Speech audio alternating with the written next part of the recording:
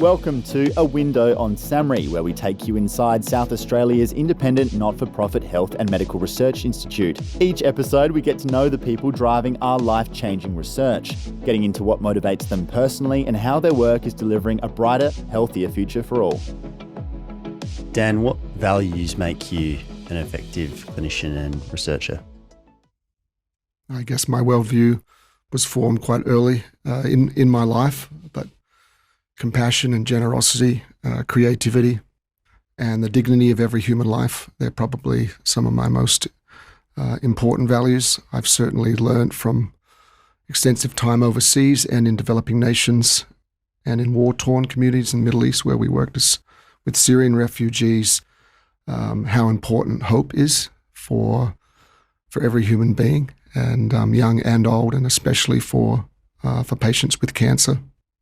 And I think that hope is extremely powerful against trauma, against fear and paralysis that can hinder creativity. So a lot of the work we do comes from a deep-seated hope that formed early in my own worldview. So these traits that you feel like you've always had, or have they really developed over time? I think much of it came from my father. He used to take me on amazing adventure trips, four-wheel drives into the deserts and across to Kangaroo Island, and we would find new plants and animals and experience incredible things. And I just saw the beauty and the complexity of nature, and I saw that I saw possibility in the Australian landscape, and that hope has remained with me ever since. And what did your father do for work? My father's retired now, but he worked for the state government in Transport SA. He was in charge of tenders for big projects for roads and ports and things like that. But he was passionate about showing you the world and how things work and animals and plants and adventure. Yeah. And he also gave me a real love for Aboriginal dreaming and their land, their stories. And I really enjoyed meeting some of the elders in different parts of Australia because of his love for the land and those people.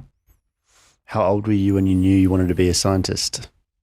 Oh, probably when I was 8, I used to read books on the human body and different cells, and found it very fascinating. And even when I was only in grade 3 and 4, so I've always had a deep fascination from biology and how cells communicate with each other, and that's a lot of what we do now in finding new medicines for cancer. How do you describe what you find fascinating about it? Well, first of all, cells are living. They're incredibly complex. Each cell is almost like its own being with a brain, a nucleus, and yet they seem to, like ants, work together for the good of the whole organism. For us, it's for the human body. What's fascinating about cancer is they co-opt some of those good things that that good cells can do, but it actually works against the whole. So they're in rebellion. They're non-unified with the whole organism, but they're also exploiting some of the good things that those our cells do. And a lot of my research is finding those hidden vulnerabilities that the cancers are forced to have to make because they've chosen this one trajectory, this one rebellious non-conformity. But that actually does make them weaker in some ways if you can find that weakness. So when you started looking at cells under the microscope and examining how things work, what did you think about it initially? Did you look at it and think, I could better understand this? This is a mystery that could use my input? Or was there just a curiosity, or from a young age, did you feel like you could come up with some answers that we didn't already have?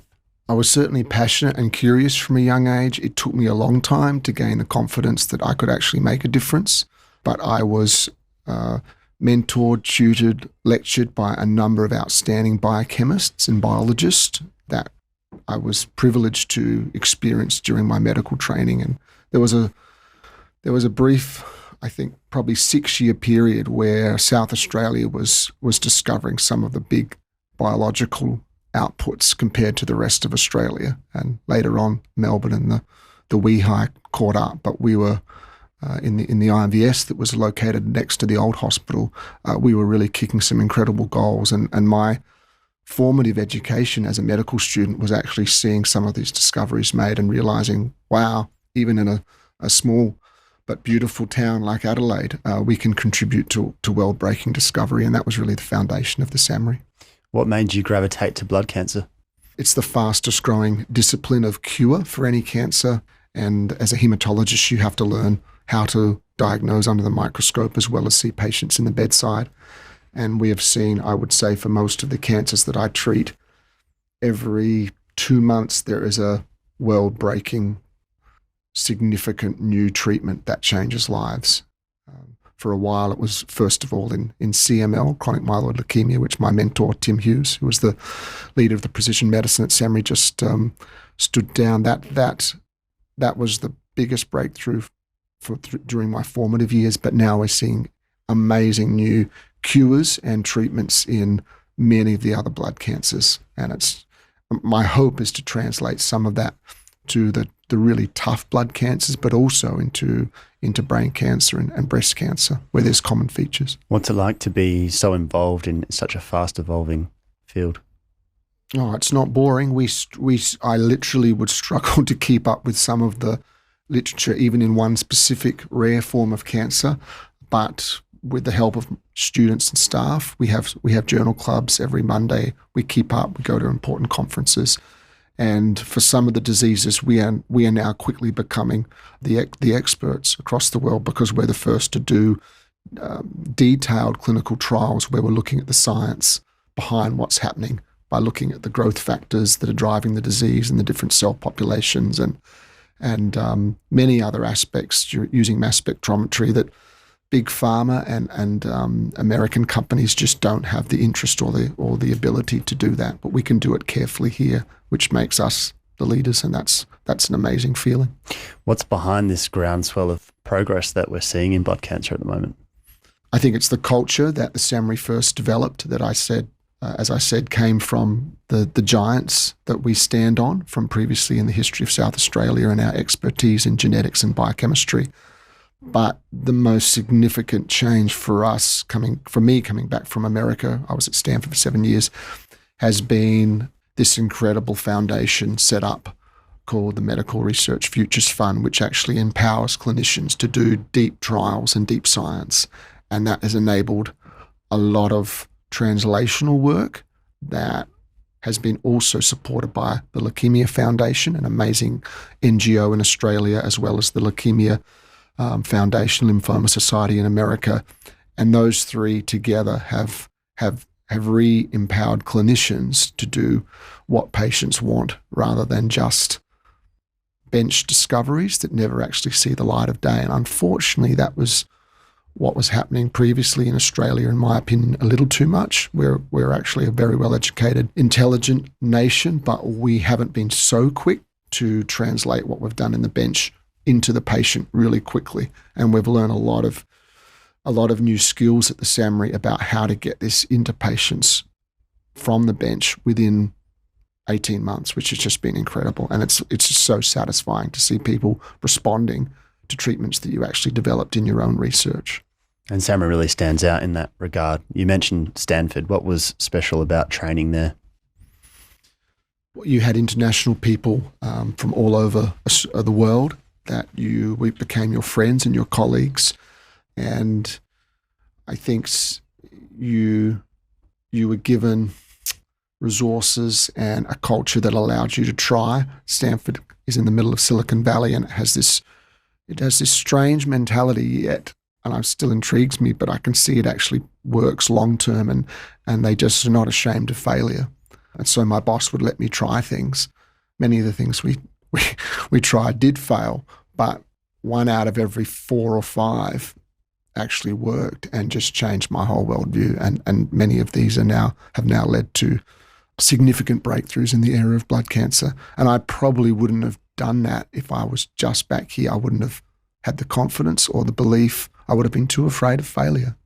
And if you want to succeed, you have to fail and fail again and fail more. Oh, most of these guys in Silicon Valley, they're on their 4th failed startup, and then the 5th just just booms, and that's because they've just learnt so much. And my dream at the moment, I'm helping as director of the blood cancer program at SAHMRI. My dream is we build an ecosystem across the campuses here. We have many wonderful institutes now, universities, phase 1 clinical trial companies, and a digitised hospital.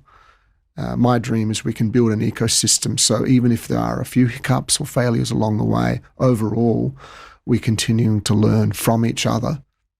Skilled scientists, clinicians, cancer nurses can go from project to project and add value to all of those. And soon, I can see with proton therapy coming, we already are the envy of many of the other cities in Australia and nations in Southeast Asia of being a tour de force in cancer discovery. Even recently, the head of the Singapore Cancer Hospital came, and he just wanted to learn about everything we've been doing and how on earth we were able to set up this culture.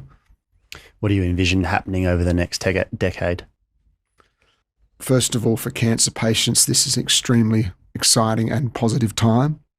The most significant thing I can see is a whole suite of new mechanisms for therapy are quickly being rolled out, things that I didn't believe possible, both from our own labs and from others, and from small biotech. Most of the innovation at the moment is actually coming from the smaller startups, which is fantastic. And we've certainly exploited that here at SAHMRI. What we're seeing is if you can detect very early whether your disease, whatever cancer it is, has virtually disappeared by very sensitive detection techniques, then we know you're on a trajectory towards cure. And I have at least 6 patients now where we cannot detect any of their disease, and they haven't actually had chemotherapy, and that's an incredible thing. So like in CML, we should be able to stop their therapy after 12 cycles, about a year of treatment. And the hope is, like we're already seeing from other centres at the Peter Mac and overseas, they will remain cured in remission long term without chemo. And that's fantastic for a very tricky disease such as acute myeloid leukemia. So early minimal disease detection is going to become important. We are beginning to design algorithms where we look at the carrier type, so the whole chromosome, as well as the molecular mutations within the cancer, to work out what best therapy. And my lab and others are doing complex mass spectrometry where we can actually work out what the cancer is eating, what it's using. Is it using glucose or fructose, serine, lipids? And if we can do that in real time, when we have fresh samples, there's a lot of opportunity for metabolic therapies to consolidate some of these cures deep remissions into cures. Another big thing I think we're going to continue to see in the next 10 years is preserving people's immune function and boosting their immune function by dietary interventions, probiotics, metabolic therapies, and avoiding chemo as long as possible. To ensure strong efficacy from these immunotherapies and other new modalities. We're also seeing very exciting progress in what we call chip mutation detection. So this is a state only recently discovered where patients can actually have an early form of a mutation within their blood or bone marrow, other parts of the body, and if left unchecked, it would evolve sometimes into myelofibrosis or a tricky disease called CMML, chronic myelomonocytic leukemia, or therapy-related myeloid neoplasm. And we're realizing there are ways you can actually eradicate these chip cells when they're in low proportion, less than 5%. We have a groundbreaking paper just accepted from my lab I did in partnership with Stanford, where we found that just a simple mitochondrial inhibitor drug can eradicate all of the IDH1 chip cells, basically preventing you from having leukemia for the rest of your life. There's a lot. What really keeps me up at night at the moment is new therapies for a disease called TMN, or therapy-related myeloid neoplasm, and this we are seeing at alarming rates in the hospital from patients that are otherwise cured from breast cancer, prostate cancer, colon cancer, multiple myeloma. They've had therapy, they've had radio and chemotherapy, but sometime the next 3 to 12 years, they can actually develop a resistant disease that's come out of the DNA damage. And getting to that early finding those little clones and eradicating them is a lot of our work at the moment, and we seem to be making progress, and this is really exciting. And if we can do this right here in Adelaide, we will increase the survivorship of many cancers because they won't have these secondary effects, so that's really exciting. There's just so much happening, but again, you need tertiary hospitals that are right within 100 metres, like SAHMRI, with deep scientific resources and staff that are passionate and dedicated, especially clinical trial nurses who are fantastic right here in Adelaide. Sounds like a lot of cause for optimism. How does your clinical work that you maintain complement your research and vice versa? I mean, the two are very aligned. I've been very fortunate to have an extremely generous and hardworking boss in our department in the hospital, and he actually protects our time and he allows us to. I mainly see the myeloid blood cancer patients, so the very thing I'm doing research on, and this means we can talk about consenting them for trials properly, consenting blood samples so they can go to the best test they need. This all takes time and bringing them into matching them to the best therapy that they can have, and it's just such a rewarding experience to see patients go into remission with therapies that your own research has come up with or brought to Adelaide. Does it give you ideas or a different perspective that's then automatically useful for your research? The clinical detail of what these patients experience, we are realising is the gold. And that's just as important as some of the computational and bioinformatic algorithms that we've developed. I work closely with a fantastic clinician, Dr. Huvasi, who hopefully we can do a podcast on one day. And working with him and the rheumatologist, we have recently discovered an autoimmune condition that is found in many of the blood cancer patients that have a particular mutation that I have a big interest in, IDH1. And we never would, and that this has just been, this will be published very soon and will be a world first. And if we didn't have the clinical detail and observation of seeing these patients ourselves, we never would have made the connection that they have this strange form of rheumatoid arthritis. And how this plays out, how the white cells, the monocytes, are activated by the mutation is fascinating, and we're busily researching that now. But you can see if the lab is too far away from the real patient and the clinic, and it's not easy. It's not easy I know how hard it is to run hospitals and hospital directors. It's not easy for them to factor in the resources required for good research. I understand that, but we lose out big time long term if we no longer do high quality work with our own patients. So a classic saying I love to say to my medical students, there is no world-changing improvement in any disease or cancer that's ever happened in the history of mankind outside of research. So that's the benefit of the technical side. What about the emotional side of having relationships with patients and being so close to the coalface? Oh, it gives me immense joy and energizes me. As I said, I love regional Australia. A good third of our patients come from regional areas, and I love working out who has good GP and can they do MRI there? Do they have a good transport service? Can they have platelet transfusions there? In Loxton, Whyalla, Port Lincoln, Roxby Downs. I've got patients now in Ceduna, Mount Gambier. And we try and set it up so they don't have to keep coming back. We do as much telemedicine as we can. They really feel honoured and appreciated when you know something of their local history and the circumstances that they're brought up and are now facing cancer. And I really think that outward-looking role of the Royal Adelaide Hospital will continue to grow, but it's really important. How do you juggle family life with all this? I do my best. And my little boy, I've got a 3-year-old, he's a high-energy boy. He loves to learn, loves music, loves the outdoors. He's been fishing with me on Kangaroo Island, but yeah, I'd try and get him to sleep before 9 p.m, but sometimes it doesn't happen, and then I try and do work after that. We've had a tough 2023. My wife went through some very difficult times with a portal vein thrombosis that I won't go into, but if it wasn't for medical research and the outstanding staff right here in Adelaide, she wouldn't have survived.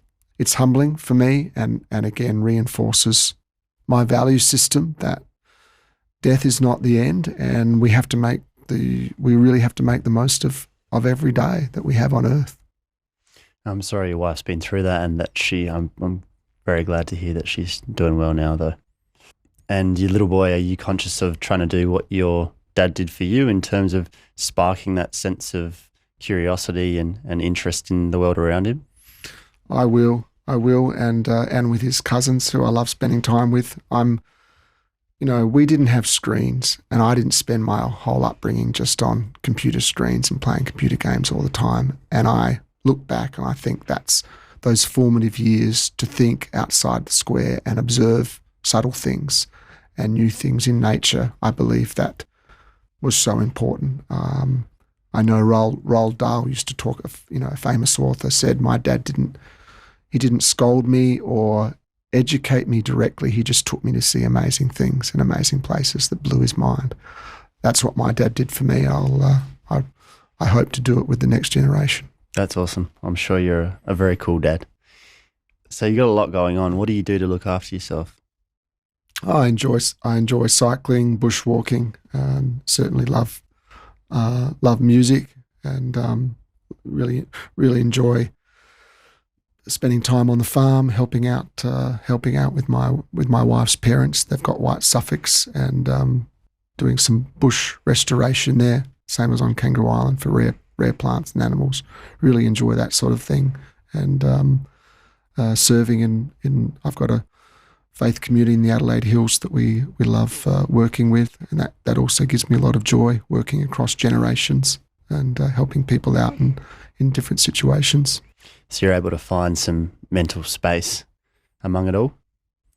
Oh yeah, no, definitely. I think those heart values are what keep you going and help you manage all the amount of admin. That's one thing I would say. The amount of admin in the hospital and in research and in institutes and in universities and in trials is skyrocketing, and that admin could almost be intimidating. And that's not what we should be doing. We should be coming up with new ideas, new therapies, and seeing patients. So I'm trying to find ways to navigate that, but it's those core heart values that make it all worthwhile. What would you like to see be done about managing that admin so that you could focus on more important things? Oh, that's a difficult question, Callum. I would say, as our society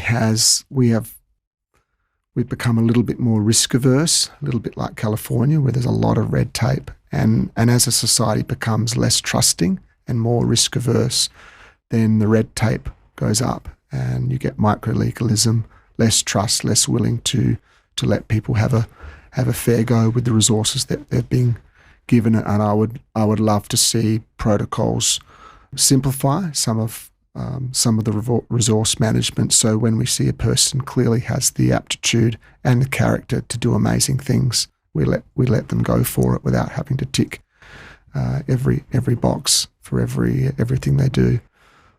Because inevitably that's going to slow down progress. Oh, it does. And many of these things on their own, if you think of a worst case scenario, are entirely warranted. But if you add them all up, after a while, it can become very, very difficult and potentially lead to burnout. And I've seen a number of researchers at Stanford and here in Australia burn out mainly because they felt overwhelmed by administration, and that's not why we employed them. And you are a mentor and a teacher now, and you've obviously valued greatly the mentorship that you've gotten over the years. So what do you try to instill in those who are under you, or how do you work with them to make them better at what they do? Look, I'm still learning, but I think alleviating stress and showing them they can get to the other side. It is It is intimidating when you're launching out in a whole new project and it's looking like it may not work.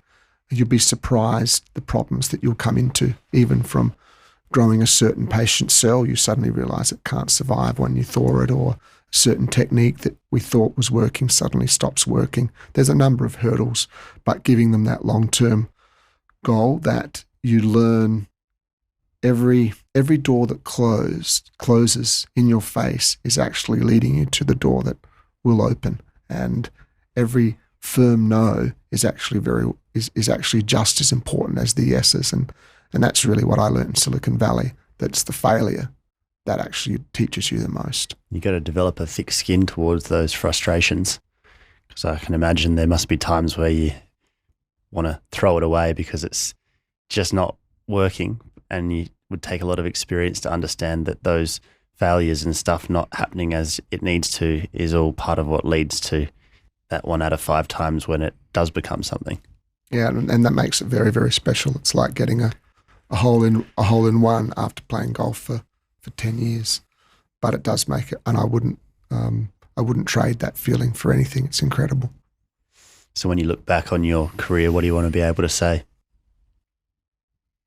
I would echo my forefathers. I want to leave this earth having helped the world become a better place than when I first came into it.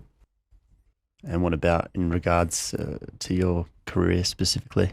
I can't wait. I mean, already we're seeing many, many talented people moving physically, both from overseas and from interstate, to Adelaide simply because of the new technology and the institute and the culture we've developed. That's exciting. SAHMRI is growing from, I think, 200 to 300 now, 800 or more plus staff and students, as well as the other universities, and research is steadily increasing again in the hospitals. And I would just love to see South Australia become a global leader in many, many types of cancer and disease specific treatments.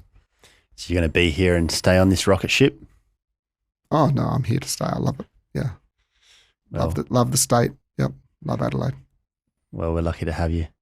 Thanks for sharing your story, Dan, and giving us some info on what's been a marvelous career so far. And I think something that stands out about you is you're just obviously so dedicated, and you just so love what you do, both for the outcomes that it creates, but also just the fascination and the challenge of it.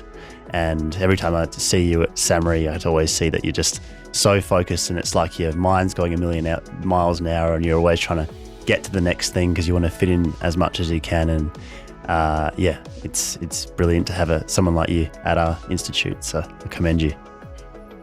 Oh, very kind, Callum. Thanks for your perceptive questions.